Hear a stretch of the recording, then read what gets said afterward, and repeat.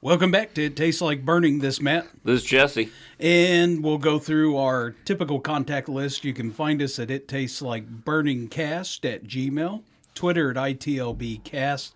The subreddit's kind of dead to me. Long story short, we're not going to go through it. Anyways.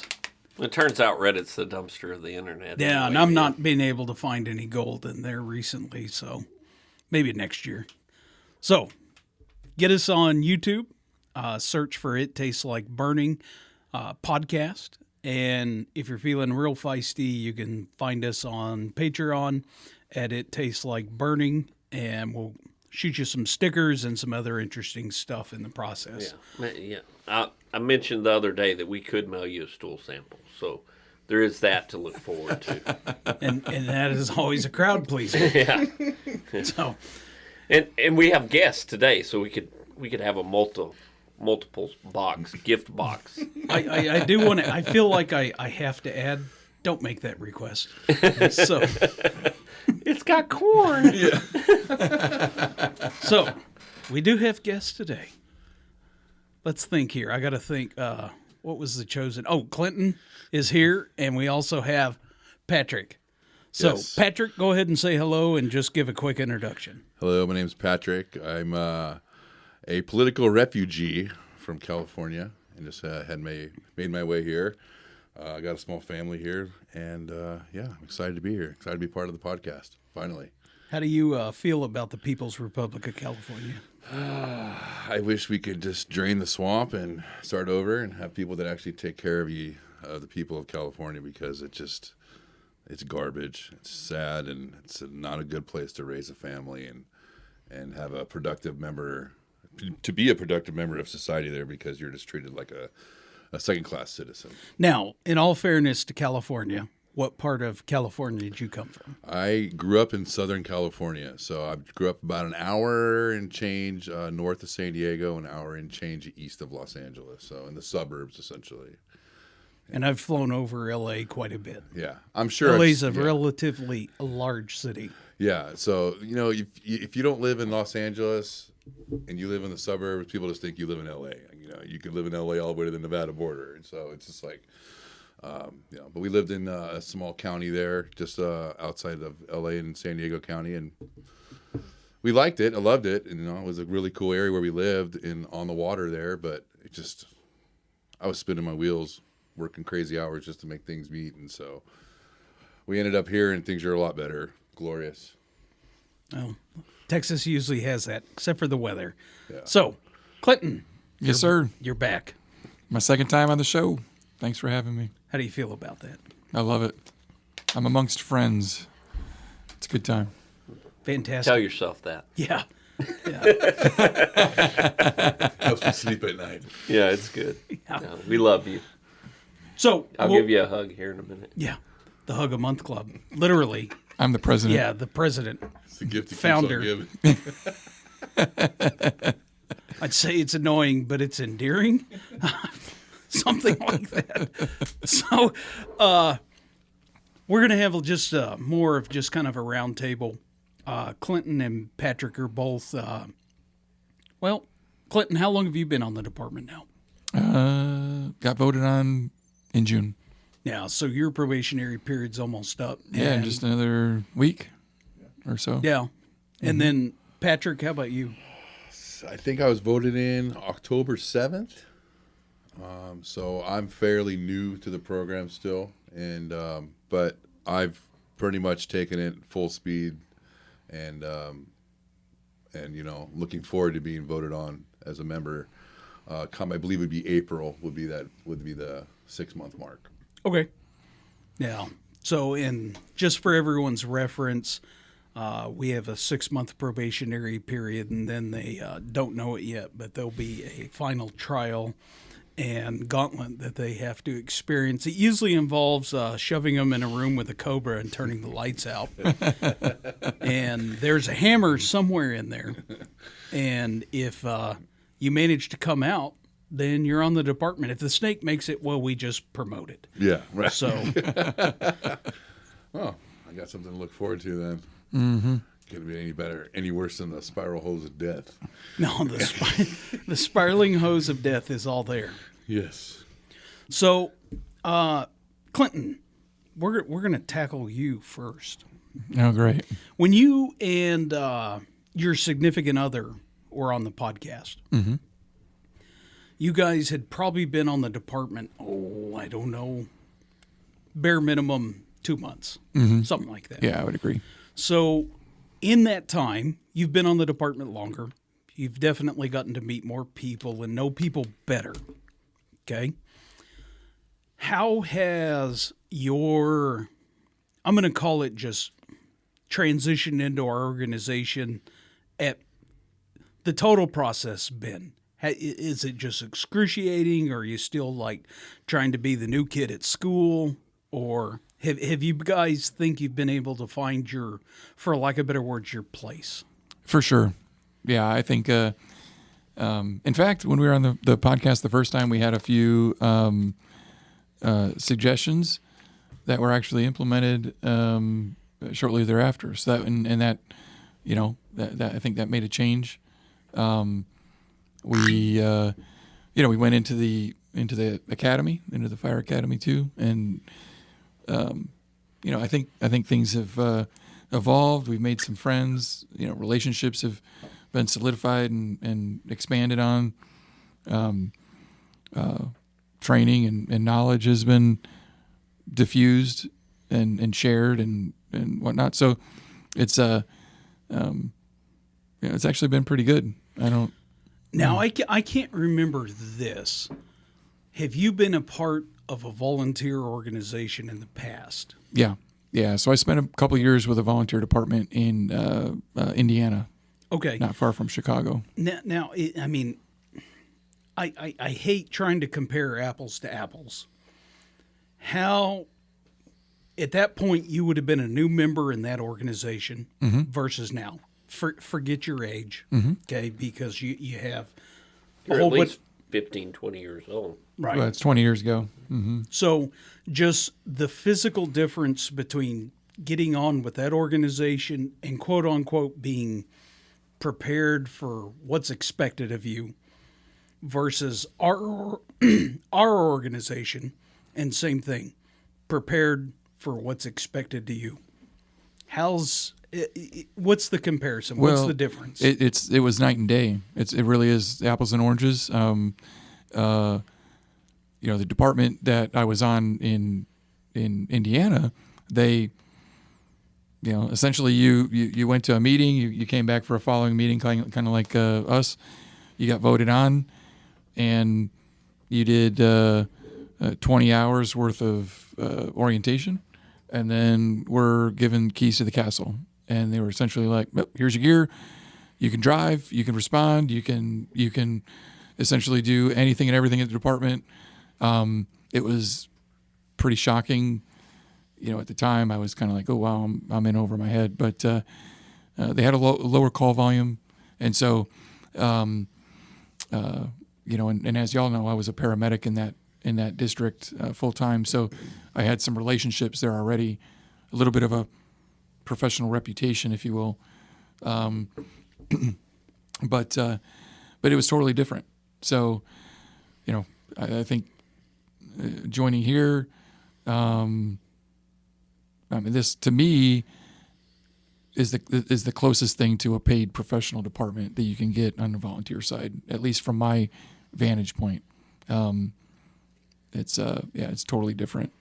What man, I got to think. Would argue that we're professional volunteers, right? I agree. Yeah. What I got to think how I want to word this question.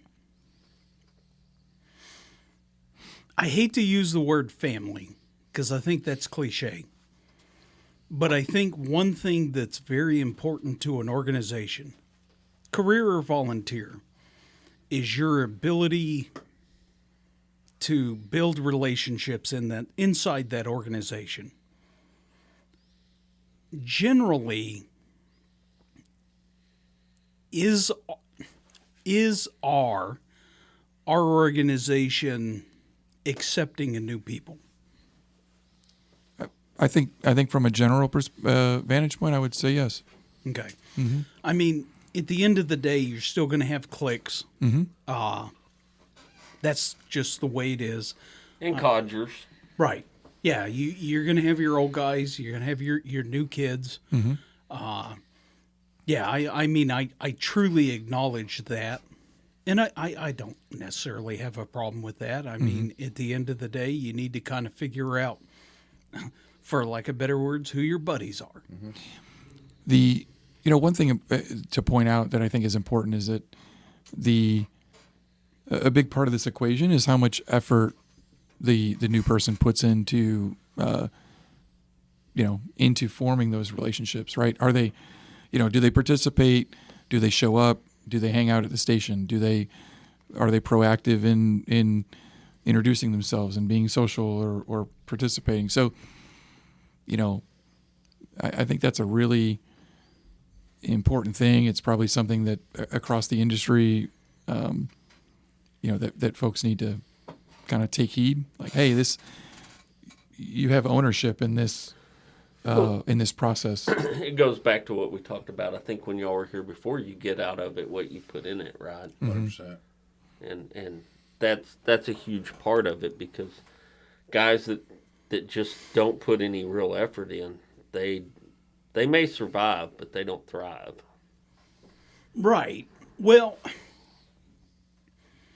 that's a loaded statement. I mean, this whole topic, okay? Because I'm going to give you. You guys don't know him, okay? But we have a former member. His name was Action Jackson, okay? Longtime member, but he was always just when I say an introvert, that's like the understatement of the century. Okay. But Jackson found his place in the organization. And when I say not social, that's the understatement of the century. But he found his place in the organization. And I think it's real important to not be, I'm going to use a $5 word here, myopic. When you have your organization and to try and zero in on who you're trying to recruit. All different personalities, dispositions, characters, you want them on your organization. Realistically, the more varied and diverse you are, the stronger the organization's going to be. And it's going to keep you from, for lack of better words, looking like a wreath. So instead of a good solid tree, you have a wreath. And being able to bring in a whole bunch of different personalities, a whole bunch of different backgrounds, a whole bunch of different perspectives really aids to the strength of the organization. Now, that said, I truly understand that some departments are truly rural. There may only be 150, 100 people in the total community. Well, you're not necessarily going to be this ultra diverse organization. I get it. But even in that community that small, you're still going to have different characters. You're going to have different personalities. You're going to have different perspectives. And where I'm really going with this is be careful about becoming the good old boys club. Mm-hmm. And what I mean is that you have a ruling hierarchy and just be intentionally limiting yourself, because perspective is perspective and it's good. And I don't necessarily want to go too far down that rabbit hole. It's one of those things where at the end of the day, new people join the organization. They have an opinion. It doesn't mean they're wrong. Don't be scared of listening to the new perspective. Well, the whole thing about, if I go create this fire department, I only recruit people that look like me, think like me, act like me. Like, that doesn't work. at all. Like, there'd be so much infighting in that deal because I'm stubborn, and if they're all like me, we're just going to go round and round in circles, Right. 100% of the time. So it doesn't work.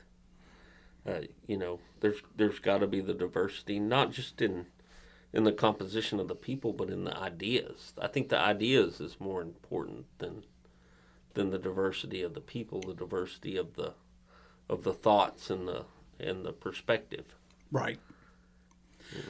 And completely bail on this ideology, I want to shift to Patrick. So, Patrick, Yes. you have just a little bit of fire experience before you joined us. Correct. Go ahead and just kind of talk about that and what you did. So I grew up in a fairly large county where they had a combo department where it was half paid and half volunteer paid call. And at one point, when the department started, it was all paid call, and then eventually, over time, it became a paid combo department. So after Wait a minute, stop the presses. So you're telling me that a paid department realized that the cost in California, in the LA basin, realized that they could supplement their call volume with volunteers? Well, yes and no. It started off with just all paid call people, and at one point, my father was running as a paid call guy, and he was making so much money as a paid call guy, he was paying bills and supporting a family. I think what happened was really politics got involved, and they're like, hey, we want professional firefighters to take care of the community. So That sounds like a union. And I think that's what it was. I think that's what it came down to. Is just the unions got involved and like, hey, we need to have professionals out there. You need to take care of each other. And so, grew up there in high school and became a fire explorer in the program there, and did that until I aged out and became a paid call guy and went through their mini academy, which I would have to say the rookie school that I just completed was substantially more. I got more out of it than I ever did with my quote-unquote academy there. And did that for a while, and attempted to get hired as a career fireman. But in California, you're battling such a monumental list of people ahead of you to get a job, or such a small number of positions open, and you're going against thousands. Unfortunately, I was never able to get picked up as a career firefighter. So I moved on, and still in the fire business, and I've been in fire protection for going on, 17 years now, I think it is. And I just want people to know that Patrick has the mustache for the position. Yeah. That's important that people know that. I love it. I grew this for the No Shave November, I think like 4 years ago, and just never shaved it. And it just worked out, because then when I got here, and it was like, wow. Yeah. I got to this awesome volunteer department that, definitely has their ish together. So one thing that the 5 or 10 people that actually listen consistently, this is an important point right here. Clinton, what made you aware that we are volunteer and that you could apply? Well, I had to do research. I mean, yeah, when I was moving, trying to find a new place to live, I was looking for an area or town that had a volunteer fire department. Okay, so I'm gonna stop you real quick. So you intentionally searched for a town that had a volunteer department. I did. Okay, so where you landed is because you had a volunteer department. Yep, it was within 2 hours of major airport. I had a volunteer department, and I had a good vibe, a good energy with the visits that I had made down here. That was, and I can afford the rent. Okay. Now, Patrick, How did you figure out that you had a volunteer department to join? So my in-laws moved here prior to us getting here. And with that, I made visits. And with the fire service still beating very hard in my heart, I just looked around and saw what did the fire protection. Kind of look out for my in-laws, like, hey, this is your fire protection in the area. And I did research, and I came across it on Facebook, to tell you the truth. Okay, so you found us on Facebook while Clinton specifically was just looking for a community that had a volunteer department. And yeah, to be honest, I ended up where we're at is because it's where the in-laws are, and it just so happened to be where it all fell into place. It kind of just all kind of came together. Yeah, I did. I mean, I had criteria when I moved here. One of the things that was my daughter's sport, like, needed to be at a place that supported my daughter's sport. She's a rifle shooter, so that's a pretty limited number of places. But the second criteria was a volunteer fire department, right? I'd spent a year away from it, a little over that, running another business, and was like, yep, nope, not done. Yeah, Got to get back into this. And me too. Like I said, I got into fire protection and gave up the actual, trying to get hired as a career guy. I didn't even put in perspective how much of an opportunity to be a volunteer fireman we had here, and what I could do. And once I sought after and looked in, I went to a meeting, and it was just opened my eyes to the whole program, and I honestly didn't think it would work out as well as it did, and how fast it went. And it's been great. I can't lie.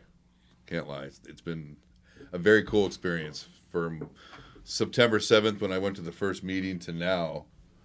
It's pretty cool. Well, go ahead. Go ahead, because I was going to spur off on something, but go ahead. So what I was going to ask Patrick was, you did paid on call, correct? Correct. Now, again, it's not apples to apples, No. because we're purely volunteer and paid on call. At the end of the day, whoever the port chief is, it's just going to be a different organization. What's the difference between the two organizations? I feel here we have more. I as a rookie probationary firefighter have more of ability to do more in comparison where I was. You're a rookie, you're a boot, you're limited to what you had to do until you finish the process. And even after you turned out and you finished your rookie period, the way they structured the program, you really weren't allowed to do much. And once you got to the program, and once you got into pretty much being a full-fledged paid call firefighter, they structured it to where you were still limited. You couldn't leave the county. You couldn't make interior attack. You were in the support role. And so with this, I feel more as, like we were talking earlier, it was like a professional volunteer.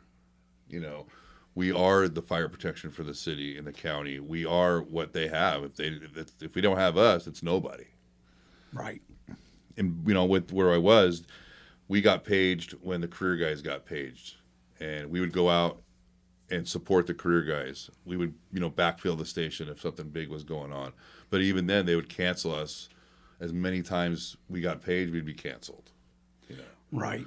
Well, and Boy, that's a hard thing to do, and I dealt with that for a while with where I came from, and me as being the volunteer chief had to balance that between the career guys and the volunteers, and man, that was just, how many times do you tell guys, go home, we don't need you, before they just like, screw this, I'm going home, they don't need me, right? You've got to keep that, even in that combination department, you've got to keep those guys coming, because the next one might be the one where you truly need them. Right. I mean, if you look back in history of the department, large wildland fires in the county and the state, all it was paid call guys manning the strike teams, taking care of all the structure protection, doing a lot of the grunt work that these career guys didn't want to do, or maybe they weren't even selected to do it, and it kind of comes to the game of forgetting where they all came from. I think that's what it comes down to. And I'll blame the union for a ton of that. Yeah. And because I hear you're it all going the time. the same route I am. I hear it all the time, that the union's making that argument. But you take the flip side of that and you go to the BFE middle of nowhere and they've got like 1 or 2, 3 career guys in this department. Well, the union won't even take them because there's not enough people there, right? So it's BS, and it's just about the money for the union, and it's not really about the reality of who can do what job or who's qualified or who's professional or anything else. It's just about the dues. Right, exactly. Yeah, I mean, at the end of the day, the LA Basin probably has enough people. And particularly with on the chief side, like all the different MOUs that would be in place, and quite frankly, all of the municipalities would be close enough to each other. The LA Basin is probably kind of a bad litmus test to what me and Jesse are highlighting. When you have a career department, and I'll just make up a fictitious setting in Texas. So you have a 200,000 square mile county. You have a county seat. We'll even give it a large population of 150,000. And the county seat has a population of 30,000, 35, 40,000. How many people are they going to actually be able to employ? Right. Well, realistically, probably 10 per shift. Yeah. But then you compound it with in our case, our relative location to DFW and a population center that's gigantic, and more importantly, the ability to raise the average starting out firefighter's salary to damn near double. And when you start to factor those in, well, small town Dingus McGee isn't going to be able to pay the $106,000 a year that Plano can pay, or the $89,000 that other cities can pay. And it makes a really bad recipe for these departments that are within 150 miles of the DFW area and trying to have career individuals. And I can't speak for the rest of the U.S., but I can speak for Texas. I see a lot of career departments that are asking a very dangerous question. How do we get volunteers? Yeah. It's I would argue that if they're thinking about it or looking at it, now's the time, because from what I see happening in the state and on the ground, volunteerism's up significantly. Like departments that have struggled and had 10 people now have 30. And it's across the board, and if it's not happening where you're at, it's because of leadership at that point. It's because Facebook's the devil, and it's because, we're not taking new people. It's all those reasons. And I want to really overemphasize what Jesse's point was. To say that we have decent leadership is self-absorbed, self-centered, narcissistic. Fine. What about departments where we know they have bad leadership? Okay? Emphatically, they're known for bad leadership. And at least from our perspective, their membership's up. So I feel very, very confident when I say that our membership is up, but also neighboring departments and countywide. outside of counties, I see membership up. So that tells me that overall, the spirit of volunteerism's there. And you can't completely negate it. You can't ignore it.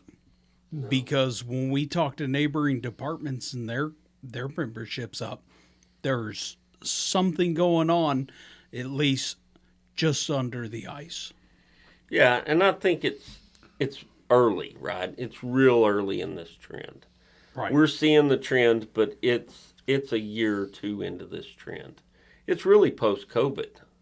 Right. Is really what it is. It's that post-COVID, people are looking for different things in life. And part of it is just they're looking for a social group, a group of people to relate to, something to belong to. Right. Well, but this is something that I've pointed out ad nauseum, is the fact of the matter is this. COVID happens. Everyone goes home. They're locked away at home for a month. They went through Netflix. They went through YouTube. They went through all their digital media. And they realized, if I sit inside for another 3 seconds, I'm literally going to go postal. So they went and found other crap to do. Now, maybe starting a hobby, starting a side business, or, hey, maybe I want to join a volunteer fire department. Well, or they just saw that we were still doing stuff, right? Right. We were still out and about. We were still engaged and still making calls and still doing all the things right. we were always doing. And they were like, they're bomb-proof on that. Coming from California, I did not expect to be, for one, the ability to be a part of such a great organization, right? And then once I got into the organization, to see what you guys have to offer, the ability, the sky's the limit, right? All the apparatus, the tools, the training, the time, energy, and effort, right? We talk about that all the time.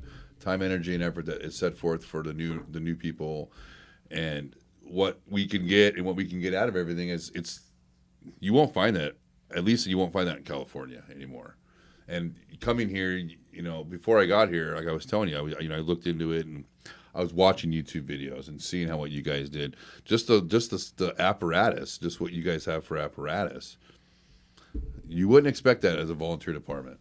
You really wouldn't. And that was one thing that intrigued me the most. And that's, coming from a fire family and my dad being on the job for many years, you look at little things like that, like they have nice trucks. Their turnouts are good. They have nice stuff, and it's not like they have cheesy engines and cheesy gear and the chief that shows up that doesn't really care and the guys kind of show up here and there. It's a commitment, and there's a group of people that are part of an organization that they want to be there. They want to do better for the city and the county. Well, at the end of the day, it goes back to my favorite quote. The difference between commitment and involvement is like a ham and eggs breakfast. The pig was committed and the chicken was involved. Okay, and at the end of the day, I truly understand what we're asking of our membership. I don't give a crap about your involvement. What I care about is your commitment. And it's a lot to ask. I understand and acknowledge what we're asking you to commit to. And on the backside of that, we're going to give you every opportunity and every tool to fulfill that commitment, right? Right. Period. That's the kicker. That sometimes the commitment's asked for, but the tools to fulfill that commitment are not given to those individuals. Yeah, we want you to do this, but you got to go out and do that, and then come back and raise some money to buy your own gear, and all those things that everyone's not as blessed as we are. It's just fact, and we have to accept that, right? Yeah, no. I'm very fortunate. Let's add the asterisks right now. Put it out there. Here in Granbury, This year, we have commitment from the county for a new station, and we have the commitment from the city for 2 new apparatus. A quick attack, which kind of looks like a mini pumper, and a new aerial. It's not standard. And I assure you, that's nothing Star Spangled Awesome I did. No. There's a long lineage of men and women that have been able to make that possible. The one thing I'll add is that they didn't sit idly on the side. They went out there and put the work, time, energy, and effort Right. on their own. So I'm going to put you two on the spot just on something, and I'm going to embarrass Matt a little bit. So Matt gets into little conversations with a rabbi on the MVFC forum, and it's all just perspective and stuff. But there was a post here a while back about leadership, and the rabbi felt like leadership needed to be more inspiring than anything else. And so Matt doesn't think inspiration is a huge part of that. So I throw it to you guys. Do you find the leadership inspiring? And if so, how, why, what? Damn you. Yeah. Do I find leadership here inspiring? Yeah. No, not particularly. Okay. That, just to make very clear, that is to be expected. Yeah. I mean, no, and I'm asking this question because I'm looking for more or less kind of and I can the truth in the conversation, Right. because it was a big conversation so online, right? So here's my take. I mean, as I think everybody knows, I spent 8 years in the Army, right? And every once in a while, you got a touchy-feely, inspiring leader, but that didn't. I could never be inspired to run into a wall of a gunfire or take a hill, right? For me, it was always, do I trust and respect the person that is next to me, leading me, my teammate? That to me is the key. If I don't trust and respect them, and if I don't feel like they trust and respect me, the entire relationship is for naught. It's trash. I can't be there. I won't be there. I won't run into a burning building on a RIT team to drag your ass out if I don't have that reciprocal trust and respect. I think that is the core part of leadership in a high risk team environment, whether it's military, law enforcement, fire service. Maybe I'm completely off my rocker and wrong, but that's what I base everything on. I'm looking to my right and my left. I'm looking to the front and I'm looking to the back. Do I see somebody that I trust and respect? Do I see somebody that trusts and respects me? Yes. Check. We're going to go. We're going to kick ass. And I'm going to go down fighting. And that's it. That's where it's at for me. Patrick? I think I mean I am inspired to a sense, right? I mean, again, I'm coming into the department coming from a very large county combo department where I felt like I was just like a peon. I was just this grunt. Cool, I got the same uniform. They gave me a badge. I looked cool. I got to go code 3 and sit backwards. I thought I was important, but I wasn't. At the end of the day, we were pushed aside. I feel, and I mean, I'm not trying to like put you out. No. Right? It's I just feel that I do feel like I'm important here. I feel that I'm not just a number on the board. I don't feel that I'm just like just another You feel respected. I feel respected. You're right. Thank you. I do. I feel respected, and I feel that my leaders have what's best for me in their interest. Right. So we go through rookie school. We go through this training. We go through that training. Well, that's on Saturday. Well, Monday through Friday, we're still at the station. They're still sitting with us at the table. They're giving us their 2 cents about what's going on, how well we've been doing or what we can work on or how they can help us. I'm striving to be all I can be right here, right? And that sounds kind of corny, right? But I want to be the best volunteer that the department can produce. Why not make myself look good and make the department look good at the same time, But yeah, I feel that the leadership does inspire me. I feel that. So I think you're both right, and this was my point with Matt when we were talking about this.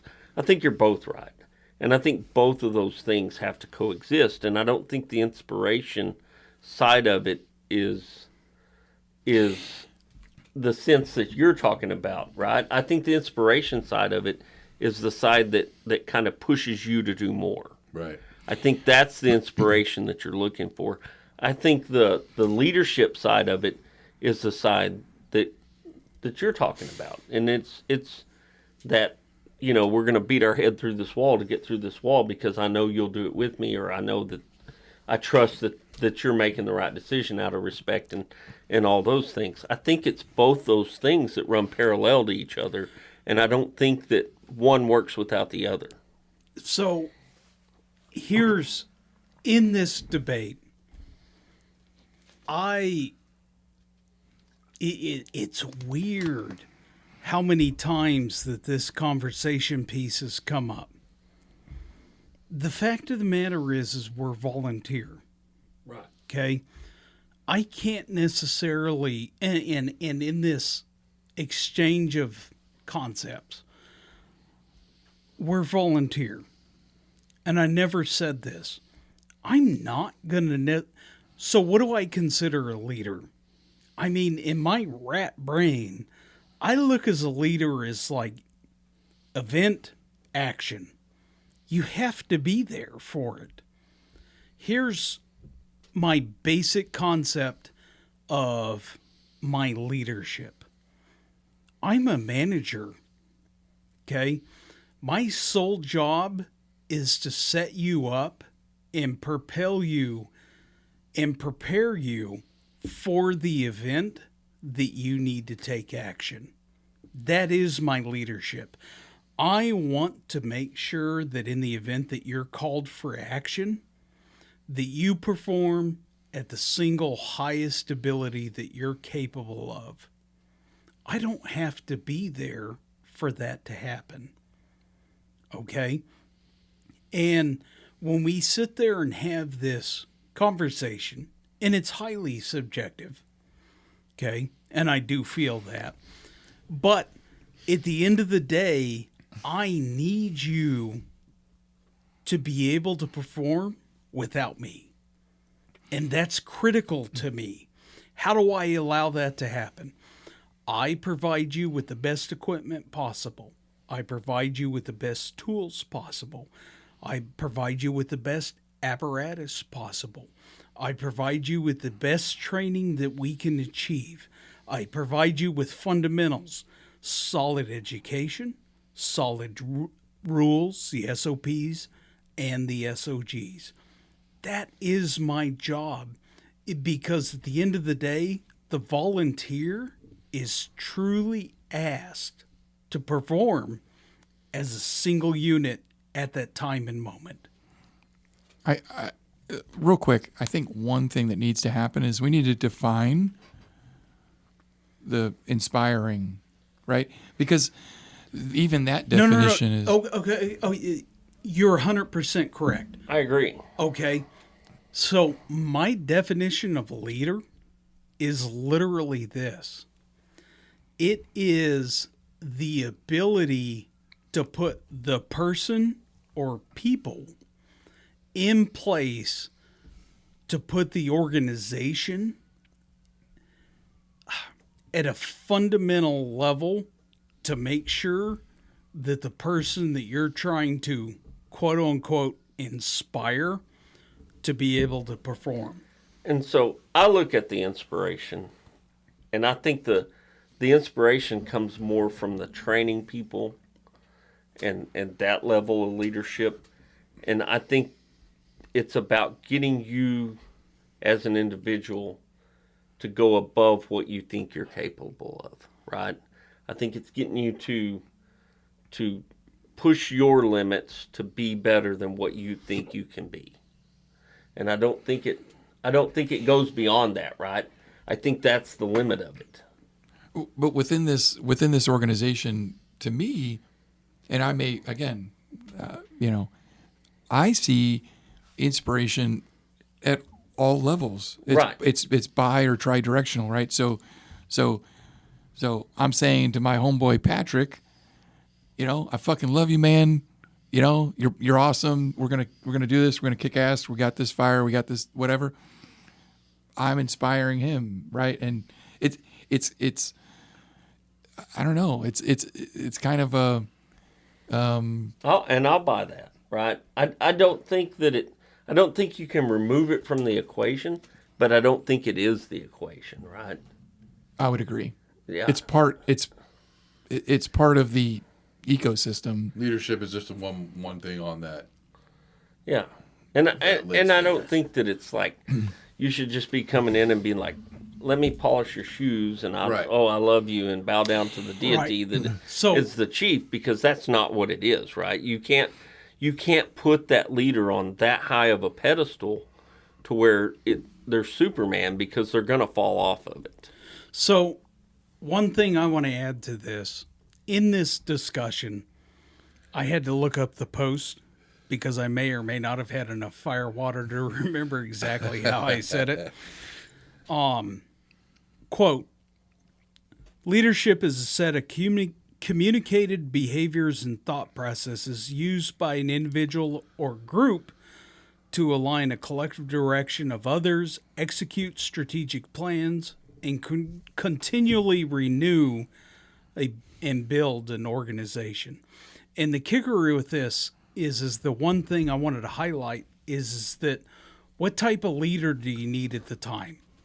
Do you have a wartime chief? Do you have an operations chief? Mm-hmm. Do you have, for lack of better words, a peace chief? Mm-hmm.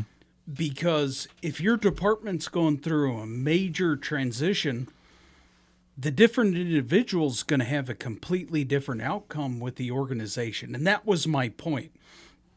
And to the chief's credit, his main point was inspiration. Okay. How do you inspire your people? Well, the fact of the matter is the department's circumstances may not need an inspirational leader. You may need someone that is very, very focus-oriented, objective-oriented, and Dictatorial at that. right, and be able to put everything back together and say, here's our direction, go forth and conquer. Vice versa, if you're at a point where you're like, man, we're really cranking along, we ought to bring someone in that's all ooh-rah-rah, highly self-motivated, inspires the membership to achieve every single thing that you, because at the end of the day, particularly as volunteer, that's our job, is my sole job. I can't run a scene by myself. I need to make sure that Patrick shows up, that Clinton shows up, and that Jesse shows up. And there's times where I need to be able to pull every single ounce of effort out of you. There's other times where it's like, whew, the ship's in bad shape. We need to go patching everything up. Yeah, and I think a lot of it boils down to styles of leadership, because there's tons of, like you're saying, there's tons of different styles, but I don't think that the inspiration necessarily completely comes from leadership, just like you say. But I think that inspiration's a piece of it, right? And it's not the whole picture.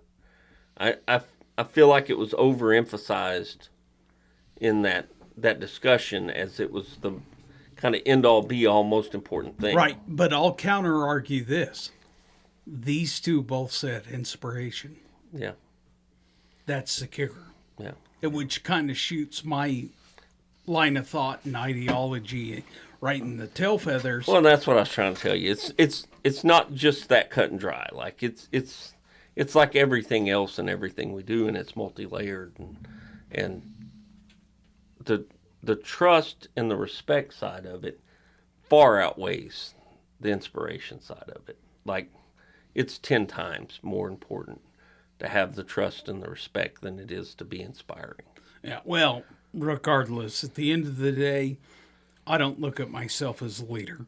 I don't. I'm a manager.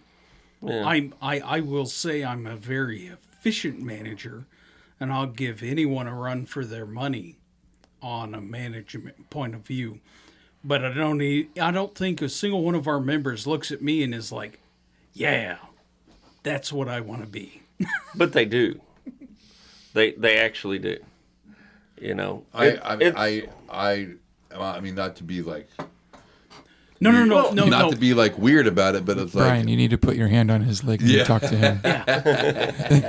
well, like I appreciate the time that we spend at the table. I appreciate the time that you take going through rescue when it's 10 o'clock at night on a Thursday when we can all be at home. It's like you're taking that time, extra time, energy, and effort. You don't have to be there. That doesn't have to be you. Jesse doesn't have to be there. You know, for these I'm small, not. yeah, for the small stuff. But it's like I never expected the chief to do that. You know, it's just one of those things that you do because you do want to build a department that's going to be able to be self-sustaining. And I remember all those conversations we had when you first started. Yeah. You were just like, "Oh my gosh, I cannot believe this place. This is awesome." And this person that, and this person this. I mean, and I'm still in shock as things go on. You know, passing the firefighter 1 and 2. It's like, and it's likely to be 3 or 4 weeks before this thing gets put up on the internet. So, just in general, I'm looking to move up the ladder in the department, right? So we'll be having, there's nominations now that'll be coming out before this ever hits the air. And I feel like that the department is looking to me as a leader and is basically asking me to step up and take that next step and that next role up the ladder from where I'm at. And I'm happy to do that, and I'm more than willing and want to do that. So I'm deriving inspiration from the department at that point to take that next step and move up the ladder and take a higher role in the leadership of the department. So it works both ways. Yeah, it's bottom up and top down. Yeah, for sure. and I feel that you've laid enough of the base for the other training staff to be able to have you move up, and then they can take over and move on with what they've. And the reality is, and I say this all the time, like, our only true job here is to train our replacements. Like, it's to find the people that are going to replace us and train them and make our replacements a thing. And if we're not doing that, we're going to die on the vine. I want to highlight that again. God forbid anyone's still listening at this point. That's like the single most important perspective to have if you're remotely in a quasi-leadership role. Train your replacements. If you're doing that right, let me rephrase that. If you're doing that, period. Right. You just are. That's the right mindset. Carry on. Yeah, and I think the guy that's in the position that I'm looking to try to get, right, he's ready to move on to the next position and another position, and it's all cyclic. It all works in a rhythm, and I don't think that it's a bad thing any way you look at it, right? He's looking to move on to a different position and use his skills for something different and better for him and try to grow the department with that job. And I'm looking to try to use my skills to grow the department in another way. And it all circles back to growing the department. It's not about me or what the title is. It's about growing the department. Right. But again, it goes back to that original statement that, and I would argue it's the best, we'll call it the litmus test of the organization. Do you have the right people in place for the right time? Again, there's a big difference between a classic wartime chief versus a operational chief versus a peacetime chief. You know, what soothing hand does the organization need at the time? Where you might have the right individual, but the wrong time. And I'm sorry, that's important. If you're real stagnant and you've had the same administration for the last 5 years, that's not healthy. Right. Yeah. Yeah. And It's not. and these decisions are hard, right? It's really hard for me to say I'm making all these strides in training and I'm got all this stuff going and I want to see it through, but I'm also open-minded enough to realize that I've set people up that have worked below me for the last several years to be in a position to carry it forward. Right. Right. Well, but I'll chime in here. So imagine you're a chief and you have a training captain that has a state certified program in place, is passing 80 plus people a year through their academy through state certified testing. They're building your region, they're building your county, and they're building your automatic aid. And you want to move that person? What? That's insane. But the question is, what is the theoretical potential of that individual? What does the organization need? At the end of the day, those people, because you've done the due diligence, the people that needed to be trained to train the replacement has happened. How does that hurt the organization by giving them an opportunity to stretch their wings? Well, It makes doesn't. better. And the reality is that, my state appointment doesn't change. My state status doesn't change because of that. Like, all that's irrelevant to those other things that are happening over there. Like that's still going to happen. I'm still going to be doing those things that's bolstering and growing the area, the district, the region, the state. I mean, literally to the state level. And that doesn't change. I'll still do that. I'm still molding new firefighters. Still making firefighters Yeah. on Saturdays, right? Right. On Saturdays, for sure. And at the end of the day, here's the reinforcing factor on it. It allows those people to finally have ownership in the organization. Those people are your newer members, that 2 to 5 to 10 year window. They finally have something to sink their claws in. It gives them ownership. How do you fail at that point? You don't. And I'll make the argument, like, no chief in the volunteer fire service world, like that job should have like a term limit, right? About 7 years, maybe 10.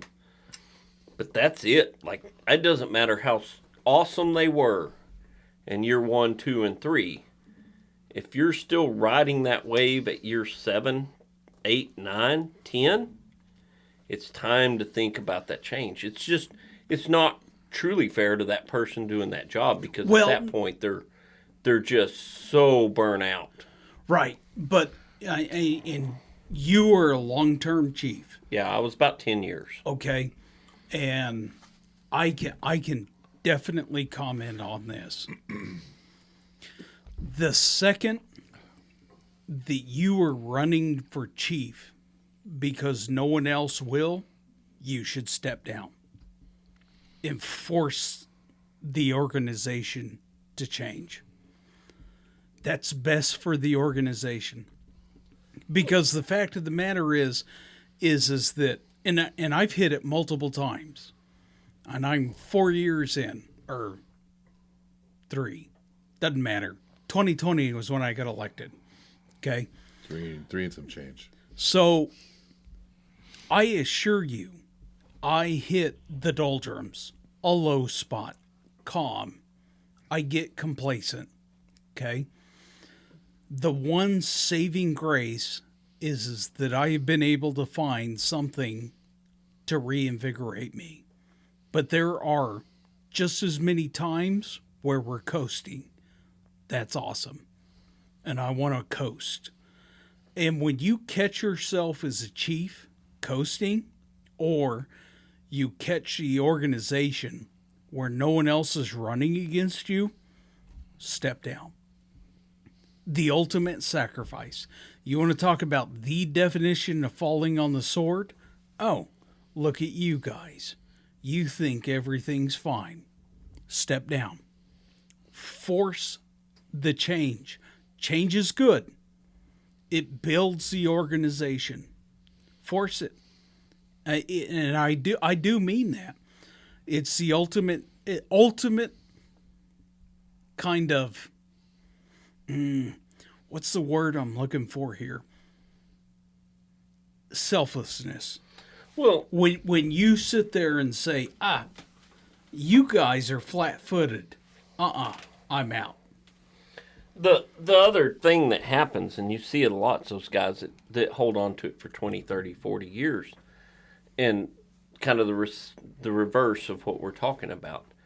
And there's just, it's so stagnant, and it's so dead, and they take it so personal if somebody else has another idea, or if somebody else even has the courage to put their name on a nomination deal or whatever, that they just, I mean, it's both barrels. And guys, if the department's looking to go another direction and you're not that direction, that's the will of the department. You just got to say, I get it. I'd like to hang around and support whoever doing whatever, and just swallow your pride a little bit and keep being a productive part of the department.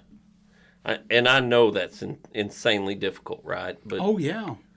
But the reality is bigger than you. It's bigger than you. If you think it's not, you are the problem. Here's the crazy thing. So me and our current assistant chief have talked about this. We both agree that it's important that we don't make our quote-unquote legacy based off of terms of service. And there's a colossal amount of positive impact that we've had in the last 4 years. Yeah, absolutely. And I catch myself asking this question, assuming that you have, quote unquote, a 10, 15, 20, 30-year chief. If you're still making the positive step forward, is that good? I would argue no. I think things will get stagnant, and there's opportunities that will be missed. Right. Well, I think at that point you become so self-absorbed in the whole thing, right? You know, what would lead somebody to do a 20, 30-year stint, right? It's that identity. There's Yes. so many They want folks, the they go, title. they you know, I mean, I kind of experienced that early in my career where my self-identity was, oh, you know, I'm a paramedic. That was my identity, or I'm a flight paramedic, right? And I think a lot of people, you know, they get into a role, they get into a leadership position, and next thing you know, it's like, So, my identity is. and I've told this story before, but I was the longest serving president. I was president long before I was chief, right? I was the longest serving president in the history of the department. I think all in all, I had like 17 or 18 years Oh, wow. as president of the department. And it was literally to the point where I could just be running the meeting, and I'd be like, all right, we need 4,000 purple widgets. They're $200 a piece. Can I get a motion? And they'd be, oh, yeah, purple widget. Yeah, and purple's my favorite color. I want, should we go ahead and get more of them? You know, and it's just, I'm like, guys, you've got to. So I'd literally bring up a topic of something that, you know, we truly needed. Oh, we're going to buy 5 sets of bunker gear or whatever. And then I would be the dissension for the thing that I brought up, so that at least somebody talked about why we shouldn't do it. Why we shouldn't do it, yeah. And I got to the point where I was like, this is ridiculous. Like, I just need to not show up for like 6 months and just see what happens, because it truly was ridiculous. And it lemmings, they became lemmings to it, right? And there was no new idea unless it was my idea, and it was just bad. It was bad. And then in that period, I transitioned into that chief role too. So now I'm both people and the same person. So it was time when I left and I moved. It was time. It was time for me to step away from that, right? And it set the next guy up for a rough go, because he just thought that's the way it was going to be. Like, you just brought up this thing and, I need a new command ride. And they were like, oh, yeah, we'll get you one of those. And everybody's bowing and voting yes. And that's really not the way it was. It was just how they treated me. And it was due to just long-term respect and stuff. And I typically stayed on the edge of staying progressive with growth and all that stuff. So it wasn't like I was dragging the department down. Right. But I wasn't taking it to the levels that it could be taken to. Because I didn't have to. Right. And you get that with new faces, new people. Yeah, I think new individuals. The revelation was that I realized that, right? And I knew that was happening. So I was doing things to circumvent that and try to spur other ideas and conversations and stuff like that, where most people would be happy in that situation, because they literally would get their way every time, and it becomes that dictatorship, right? I tried to be that benevolent dictator, right? Sure. Well, and I can comment on this because I have a unique perspective. So generally, I'm very happy with the direction of the department. And with that said, I truly think that you can have a chief in a position for too long. That said, I have no problem running for chief against a person that I think that would take the department in the wrong direction. Yep, I would have to agree. Because at the end of the day, it's a very, and I mean this, it's a very self-centered opinion.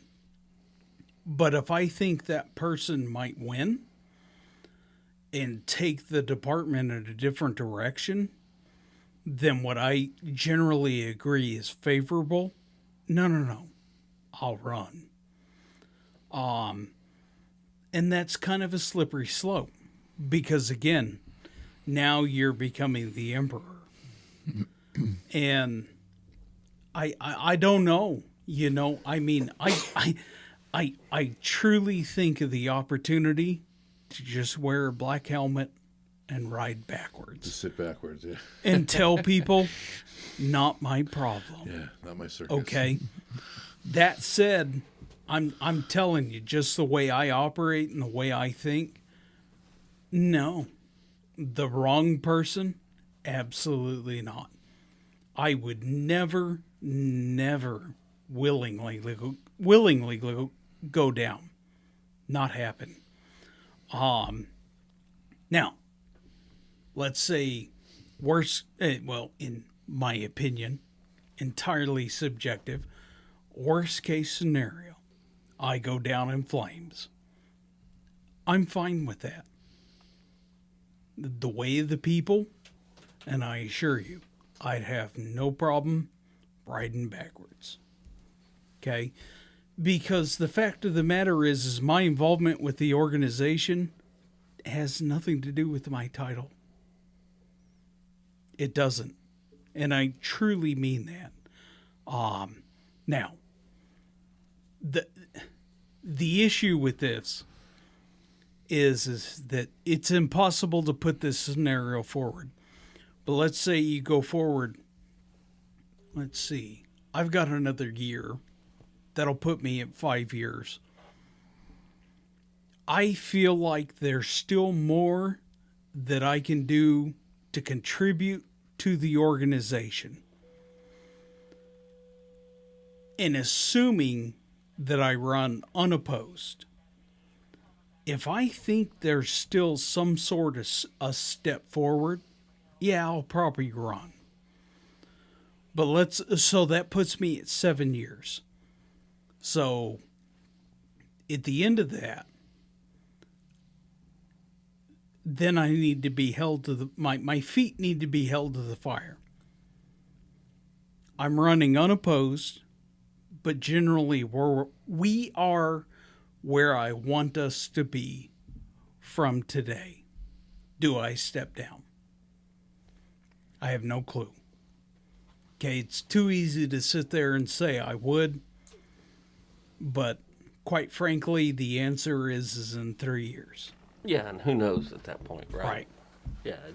I don't think you can commit to anything, and I think some of these things are, in general terms, that's why I said that 7 to 10. Yeah, Because subjective. It's totally subjective, but I think the introspective look at things is what's important, right? And is it truly what's for the benefit of the organization as a whole? And if it's not, then you need to reevaluate it. And if it's for your ego, you definitely need to reevaluate it, right? Right. Well, and I'm gonna add Clinton and Patrick in this discussion. What's the one thing that I've told you is the chief's job? And go ahead and elaborate for both of you. At the end of the day, the chief has one job. What is it? Clinton, you looked at me confused. Yeah, I'm gonna go. We talked about this, and Patrick is over there grasping. But I truly mean this. The chief ultimately only has one job. I believe it's to make sure that the organization and the department and the city look good. Well, I don't think it's looked good. Well, Clinton, what do you think? I don't know. Maybe I'm not using the right words, but I think it's at the end of the day, you have to set forth an example. And I mean, if you garbage in, garbage out, right? And so if you produce garbage, and you're gonna have garbage. I know we've talked about this probably a dozen times, and I don't remember what the actual answer is. I'm struggling too. So, in my highly biased opinion, the chief has only one job. It is to make the right decision. I knew it. It was right there on the tip of my tongue too. I was going to say that. It was not on the tip of my tongue, so you got the point. You got the gold star. Because, quite frankly, if the chief is making the right decision, and it sounds innocuous and open-ended, it's not the membership. I've been burned to the ground on making a decision on the membership. It's the right decision because it may not be popular, but if you're making the right decision, it's based on the organization. And if you're making the right decision based on the organization, who makes up the organization? It's the membership. Make the right decision. Yep. Always make the right decision. Because if you make the right decision, it's based on the organization, which is supplemented by the membership. May not be the popular decision, but make the right decision. Like letting a problematic, toxic member go. Correct. Yeah. Right? Exactly. Is that Or whether that individual is liked or not, his or her presence or membership part of the organization is not. I like that. That's a good. Either they're in or out. right. It's they've passed all the tests. They look great. They're doing what they got to do, and they're great with their bedside manner is good. But if they produce negative energy and they don't have the respect of others, like we were talking earlier, I mean, I'd have to agree. Well, the reality is for our organization, we're big enough that somebody is that far on the fringe, the organization will eat them up. Right. They'll get processed out. They can't survive. It's just we're too big for a individual to wreak too much havoc on the organization as a whole. Right. And if they're a senior member, they're going to end up inadvertently putting themselves on an island, and they isolate and contain themselves regardless. Right. Yeah. Yeah, and it's just kind of the plight of that deal. Like if you're 15 members though, it doesn't work that way, right? Yeah, it takes that 50, 70, 75, whatever in the heck we're at today, because that's a different story. So just kind of, what are y'all's thoughts? I mean, you know both of you know both of us well enough to kind of understand the philosophies and some of the things that we talk about and preach on this deal. And I like the fact that you guys are essentially a no nonsense department, and there's really no time or a place for anything but the best. Right? We're going to set forth the time, energy, and effort for whatever you need to get done, and if you're not able to accomplish those things, then there's space for other people and people that are willing to do that and get that in. And I think you and Matt, and I mean the rest of the training staff as well, they do a good job of that. And I really lean back on like what we were talking about earlier, inspiring, right? And whether they're I'm sure there's people in our rookie school that didn't respect or appreciate maybe you or some of the other training staff, but they got the training and they were able to get everything done, but I don't know. I'm kind of going off on whatever, but I think that just let me know and I'll cut their Achilles. I just think that you guys have you've set forth a good, I don't even know what word I'm looking for. I think the department's going in the right direction. We'll just call it momentum. Momentum. Okay. There you go. What about you? Give me a specific question. Just thoughts on what we just talked about. Oh wow. I don't know. I mean, I'm here, right? I'm here almost every day, and I wouldn't put in so much time, effort, energy, and I would not have such an emotional investment into the organization and the people if it didn't have value, if it didn't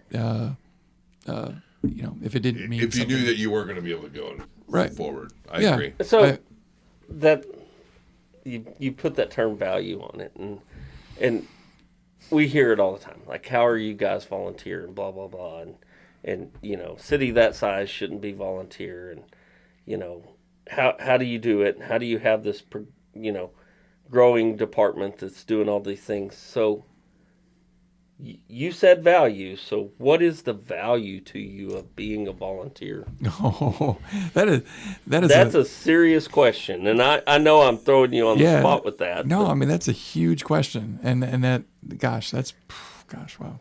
I mean the value to me, and this is kind of digging deep, right? And I don't know, you're gonna have to for that one. It's I've got this strange thing. I don't know if I've talked to any of you guys about it, but I've got this strange thing where I wrote my own obituary, and I'm basically trying to live to my obituary. And so, it's pretty morbid. It is. But, I feel like, at the end of the day, nobody cares about what kind of car you drove or how big your bank account was or what kind of job you had, right? At the end of the day, I feel like, 20 years after I'm in the ground, my kid's going to be telling, stories about his old man, and he's going to be like, hey, you know what? this guy, he was cool. He did this. He traveled. He helped people. He served others.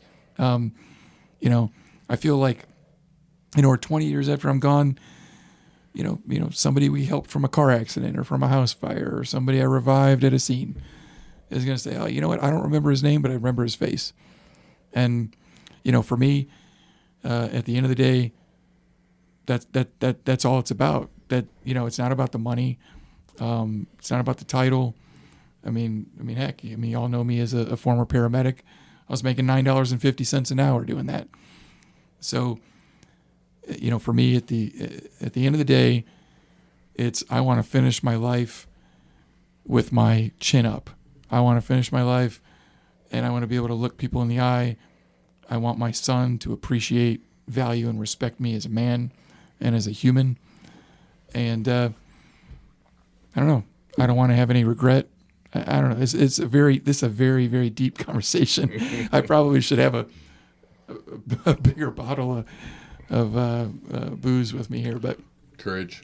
yeah, it's so for me, this is an outlet. This gives me the opportunity to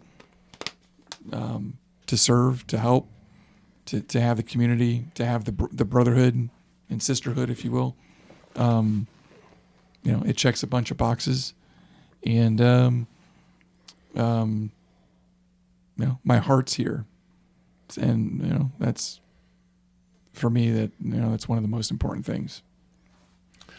Patrick, I've been drawn to it. I feel that I have to be here to help, and I just my father in the fire service for many years, it just instilled that if you're able and willing to do it, then do it, and go out there. And now that I'm a father, I feel that I need to leave behind a legacy to who we are, what the last name is. And like Clinton was saying, that if I can have my son 20 years from now and say, yeah, my dad was a cool guy.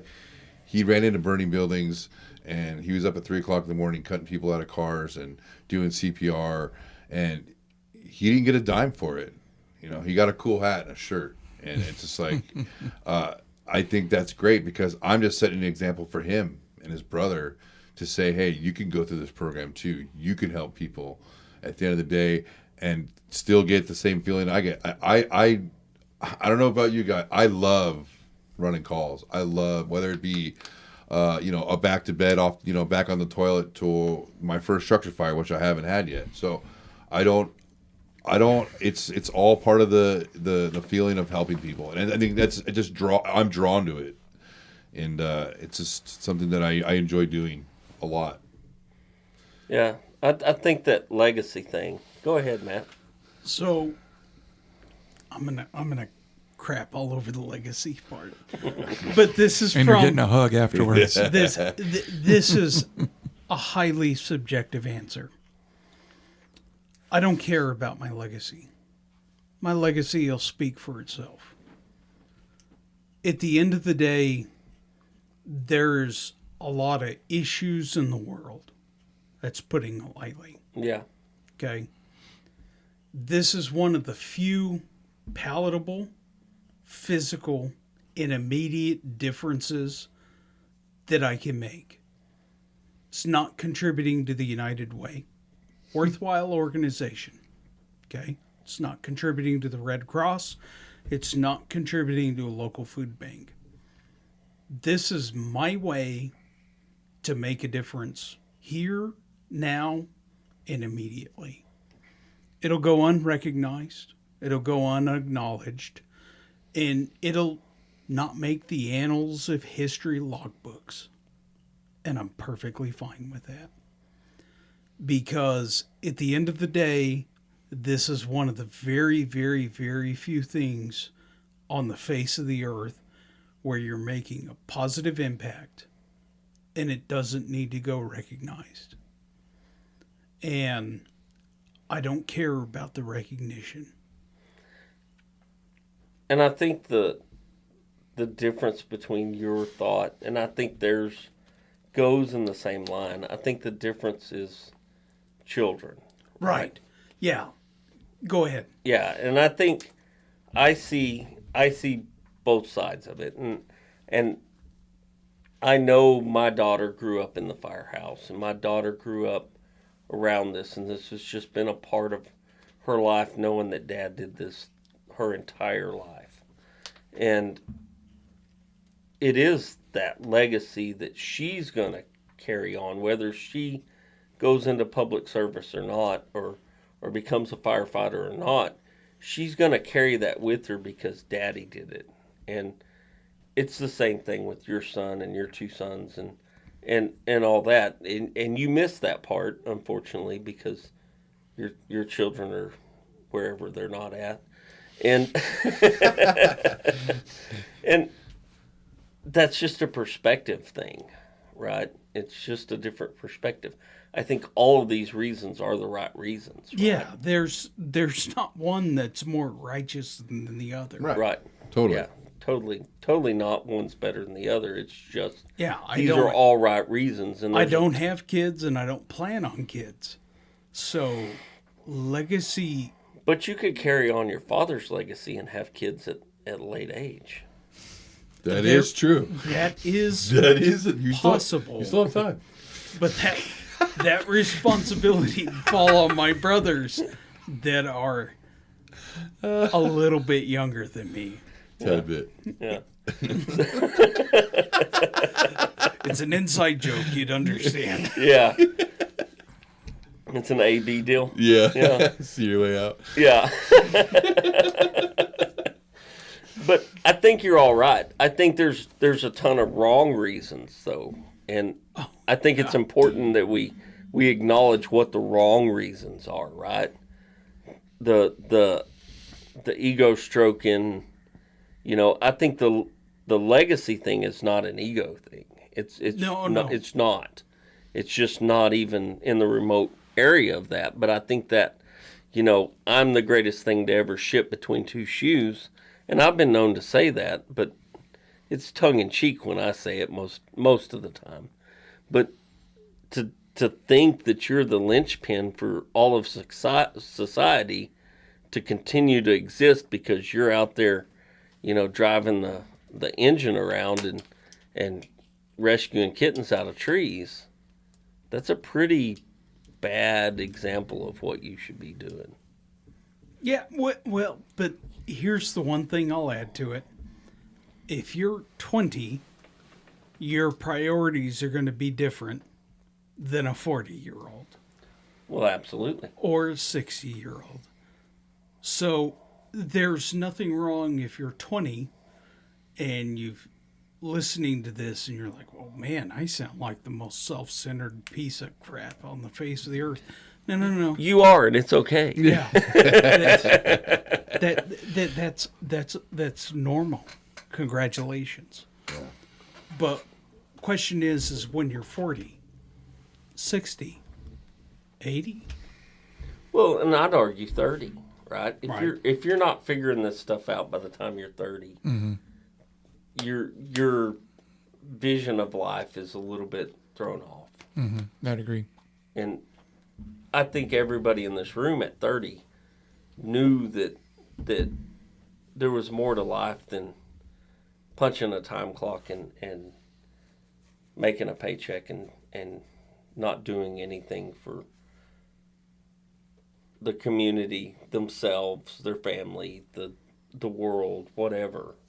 Well, and I'm going to add to that real quick because I was right around 30 and on the subjective scale of success, no, I had punched a lot of markers on that list. And it was incredible at how vapid, empty, meaningless, all the way up to 30 my life had been. It was nothing but a self-centered journey of narcissism. And that's the truth. And again, this is guaranteed not to be married, not to have kids. And for me, it was like a major problem is that you had no meaning in life, no purpose, other than, again, the narcissism and self-centered. And again, from my perspective, I don't care about the legacy. Don't. But the difference that I can make today and arguably my next term, that's what's important. Now, to not sound like a completely selfish slug, don't get me wrong, I appreciate and almost get off on the fact that I save my community at least $6 million a year. Yeah. Amen. Okay. Amen. Amen. So I have no problem, acknowledging that to myself and appreciating that. So it's not entirely, Mother Teresa-esque.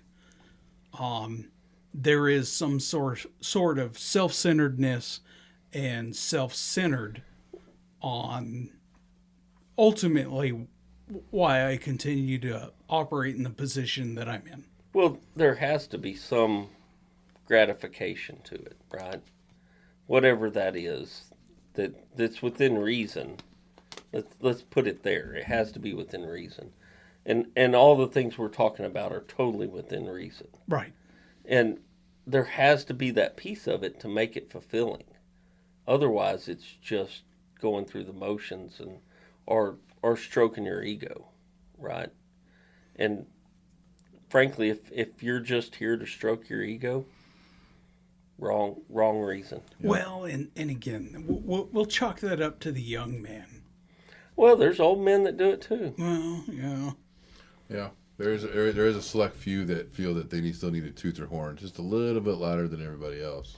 Well, that, and there's this will sound pathetic when I say it this way, and I don't necessarily mean it that way, but it's how you remain relevant. Right. Well, and that Yes. lack of relevance causes that search for relevance. So they toot their horn louder to try to seem more relevant. And it is what it is, and it's nothing against those folks. Like they're only doing what they know to do. Right.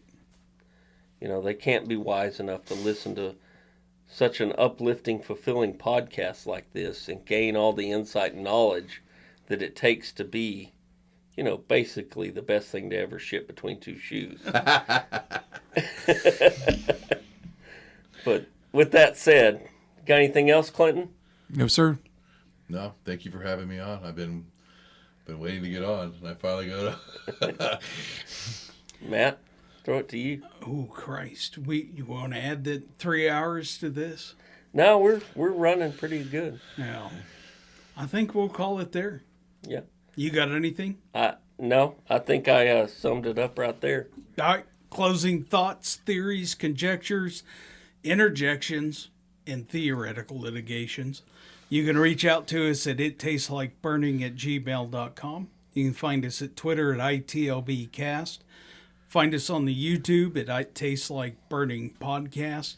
And God forbid, if you're feeling extra froggy and you're still listening at this point and you like stickers or personal pictures of Jesse, Yeah, no, we could do that. you can subscribe there on the old Patreon at It Tastes Like Burning Cast. Yep. This is Matt. This is Jesse. Have a good evening. Oh, no. Hold on. We butchered that. We'll have to edit. This is Matt. This is Jesse. This is Clinton. This is Patrick. Have a good evening. Oh, I gotta go pee. Yeah, I need to pee too. Single